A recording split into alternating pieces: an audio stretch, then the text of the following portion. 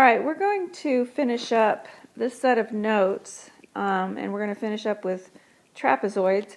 We're going to look at two types of trapezoids, what we'd call just an ordinary trapezoid, and then one that's called an isosceles trapezoid.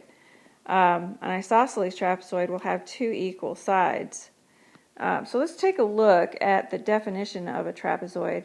First of all, only one pair of opposite sides are parallel. So it is not a parallelogram because it only has one pair of opposite sides. These are called the base 1 and base 2.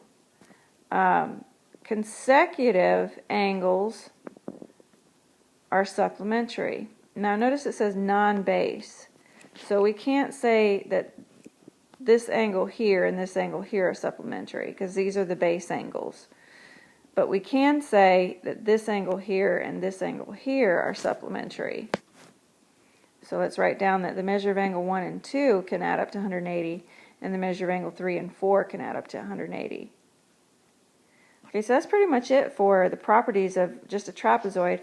An isosceles trapezoid has several more. First of all, because the sides are equal, it makes it pretty symmetrical. And again, only one pair of opposite sides are parallel. That's the same exact concept here. The consecutive non-base angles will be supplementary as well. But in this case, the diagonals are going to be congruent to each other. They've not been bisected. You can kind of tell that these two lines right here are not equal. And the non-parallel legs, which would be these sides right here, are congruent. And that's what makes it isosceles. Opposite angles are supplementary, okay? And base angles are congruent, just like in the base angles of an isosceles triangle. So that would mean this angle here, this whole thing, and this whole thing are equal, and so are these two right here. And the mid-segment is the average of the two bases, and we'll take a look at a few examples so you can see what that is referring to. So let's go to the next page. No, hang on a second. Alright, so back it up, and I guess I went back and put in some numbers here. So opposite angles are supplementary, and the base angles are congruent. So 2 is congruent to 3, and 1 is congruent to 4. Okay, and what this is saying again is that the mid-segment is the average, and the average is found by adding and dividing by the number of pieces. So again, we'll take a look at a few examples of that. Alright, so in the first one, measure of angle A, the reason why I know that that's 104 is because non-base angles are supplementary. So these two are the non-base angles, and so they would add up to 180. The measure of angle C, again, these are non-base angles, so the supplement 143 is 37 degrees. Number 10, we have an isosceles trapezoid, so that means that these two sides are equal, and we have base angles that are equal, so keep that in mind. And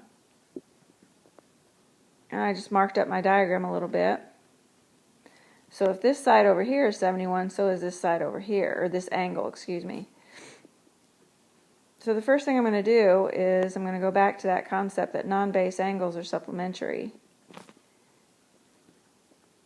And then base angles are equal, so if this one's 109, so is this one over here.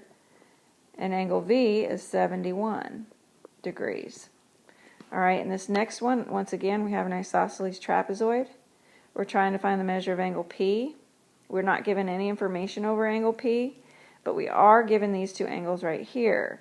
And if you note, opposite angles of an isosceles trapezoid are supplementary. So we can set them equal to 180 and solve for x. And once we find x, we can plug x back into one of these angles, and if x is 12, that's going to be 5 times 12 plus 4, which is 64. So this angle is 64, and since this is a base angle and it's congruent, this side's 64. Okay, look at the next one. It is also isosceles, and we're given some information about these diagonals.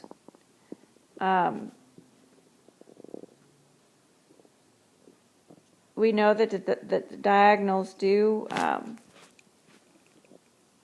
cut each other in half, and so if this piece, I'm sorry, I'm ahead of myself. OP is this side over here, and it's a leg, so it's the same as this side over here. And CO is going to equal 8 because the diagonals are equal. Remember that? The diagonals are equal. So if this piece is 14, then this piece will be 14, and this will be 8, and this will be 8. And so the length of NP, which is the length of the whole thing, is just simply 8 plus 14, which is 22 feet. Okay, so these last two questions are referring to the mid-segment. And what I don't like about this problem is it doesn't say that this E and F are the midpoints of these